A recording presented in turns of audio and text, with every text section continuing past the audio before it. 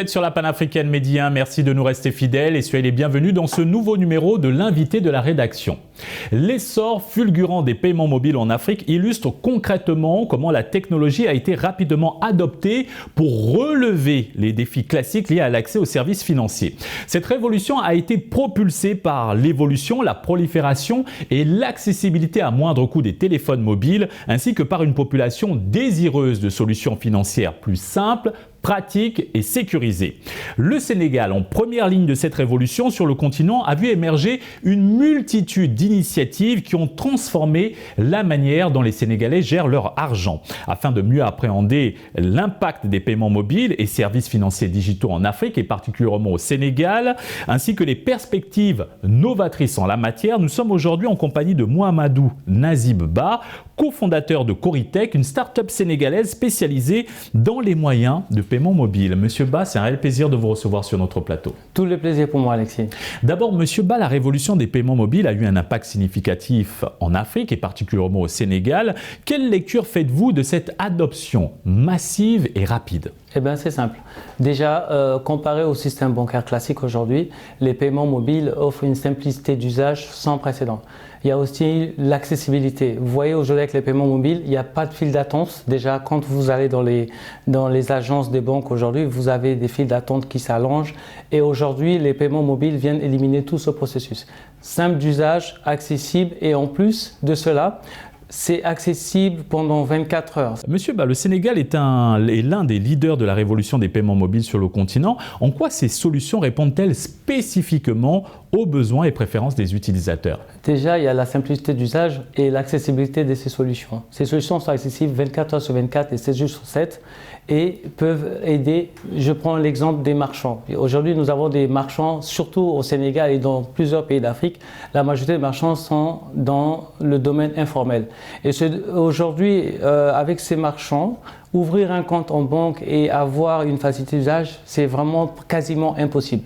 Mais avec les paiements mobiles, cette barrière a été tout simplement levée. Donc c'est accessible, c'est simple d'usage. Pour les utilisateurs, donc je vais dire les clients de ces marchands et ainsi de suite, le paiement mobile vient pour aider, pour compléter un tout petit peu l'action qu'il y a dans cet écosystème. Parce que tout simplement, avec le système classique aujourd'hui des banques, il faut avoir une carte bancaire, il faut avoir un compte et ça, il faut être formalisé, il faut faire un KYC full. Mais dans les mobile money, il y a une simplicité qui a été mise en place avec un smartphone ou un petit téléphone. En 2-3 clics, vous pouvez ouvrir votre compte, vous pouvez payer un marchand, vous pouvez faire un transfert d'une personne ici au Sénégal ou même ailleurs, à l'étranger avec quelques clics. Et ça a beaucoup été apprécié, surtout pour les populations africaines. Monsieur Ba, en tant que responsable d'une entreprise spécialisée dans les moyens de paiement mobile, pouvez-vous nous éclairer sur l'influence de ces solutions sur l'entrepreneuriat et le développement des petites et moyennes entreprises au Sénégal et sur notre continent? Oui, tout à fait. Aujourd'hui, ce que nous avons constaté, en fait, c'est grâce au paiement mobile, il y a de plus en plus des marchands, on va dire, comme ça, qui utilisent ces solutions pour vraiment acquérir des parts de marché ou bien pour pouvoir mieux gérer leur entreprise par le simple fait que c'est déjà facile et simple d'usage. Et aussi, dans cet écosystème, comme vous voyez dans les paiements mobiles, il y a ce qu'on appelle c'est toute une chaîne, et il y a plusieurs acteurs. Il y a le marchand, il y a le client, mais il y a aussi le côté distribution. Ce côté distribution, il est très important au Sénégal. Quand vous vous promenez un peu dans les rues de Dakar ou bien dans les autres régions de Dakar, vous verrez qu'il y a beaucoup de points de distribution où on peut faire des dépôts et des retraits.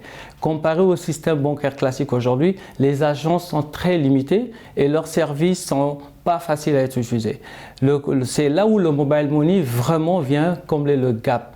Et aujourd'hui, on a bien vu clairement qu'une personne pouvait, avec l'essor des réseaux sociaux et les paiements en ligne, on a vu qu'il y a eu un vrai essor avec le paiement mobile grâce aux liens de paiement qui pouvaient être envoyés simplement avec 2-3 clics à une autre personne qui se trouve de l'autre bout de Dakar. Et voilà. Et que ça a facilité l'émergence du e-commerce sur le continent. Voilà. Face aux services bancaires traditionnels, les paiements mobiles présentent également des limitations, notamment pour l'accès à l'épargne et aux prêts. Comment les fintechs africaines peuvent-elles relever ces défis et diversifier leur gamme de services? Déjà, il y a une inclusion. Il y a une inclusion qui se fait très clairement au niveau des paiements mobiles. On prend en compte toutes sortes de personnes aujourd'hui, que vous soyez formel ou non formel, vous soyez lettré ou illettré. Aujourd'hui, avec le paiement mobile, vous pouvez trouver votre compte. Et là, aujourd'hui, il y a plusieurs solutions qui se créent aujourd'hui dans le continent pour aider ces populations-là qui n'avaient pas accès auparavant au système bancaire classique à bénéficier de des prêts ou de plusieurs services vraiment liés au système financier, vraiment de façon très facile et très accessible.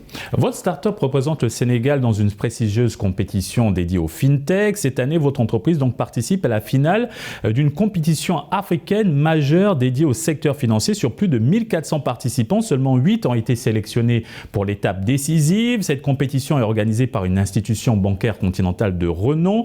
Pourriez-vous nous éclairer sur l'importance de cet événement pour les jeunes entreprises de la fintech en Afrique? Oui, tout à fait.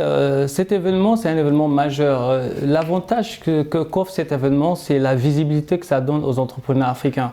Le mobile money est en plein essor en Afrique et on a une diversité de solutions qui sont proposées tous les jours.